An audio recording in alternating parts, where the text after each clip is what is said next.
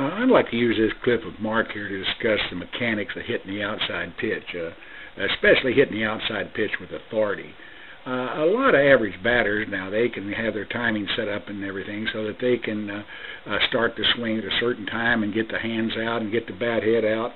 But they don't generate the bat speed to really hit the ball with any authority. In most cases, we get an easy ground ball from this left-hander over to the shortstop, or a little pop fly out over the third base.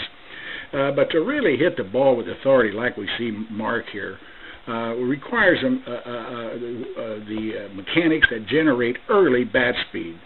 All right, now let's take a look at Mark here in this very first frame. Notice taking him forward here. All right, now here he's getting ready to launch the swing at this point. Now watch this very first movement here. Do you see this bat head movement from here to here? How that bat head is accelerating rearward?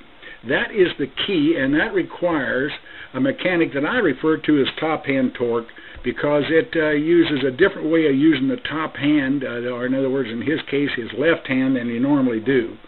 To get that bat head to accelerate rearward like this is going to require that top hand be pulling rearward. Do you see what I'm saying there?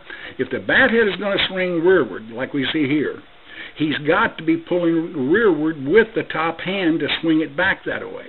All right. Now we'll discuss that later. I want to bring up another post, and we're really going to get into top hand torque. But I just want to point out that the bat speed that you generate in the first part of the swing, here and all the way around the lag position, is going to determine how much bat speed then you can attain on out here to contact. And if you get here to this area and you haven't applied the correct torque and everything to the bat and the correct hand path, then there's no way can you get out here with enough authority to really hit the ball hard. Now, the other point that I want to make is the correct use of the lead arm.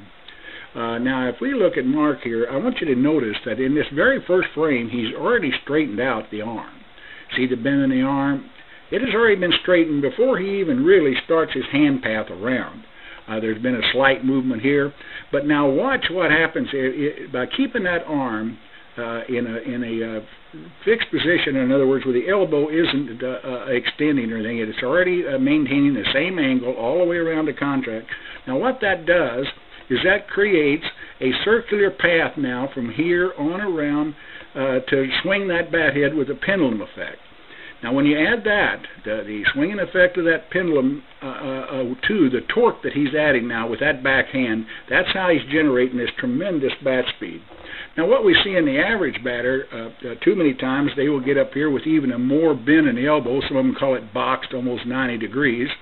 They'll start their rotation, and instead of taking the bend out early like this and getting extended, they won't. The bend will stay there, and as they approach contact, they start extending the arm out.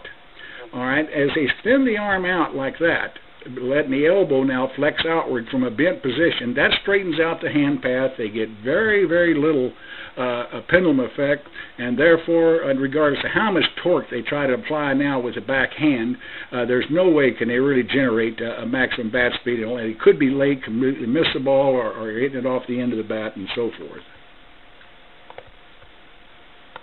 So in summation, there are two important points that you want to keep in mind about hitting the outside pitch. Number one, you've got to use mechanics that generate early bat speed. And that requires two things: the proper application of torque with the top hand, actually pulling rearward now to this position. And number two, to take advantage of the circular hand path, that lead elbow has got to straighten early if it's going to straighten, and then maintain that angle all the way around to contact. A good circular hand path and the proper application of torque is what we see in all the great hitters, inside or outside.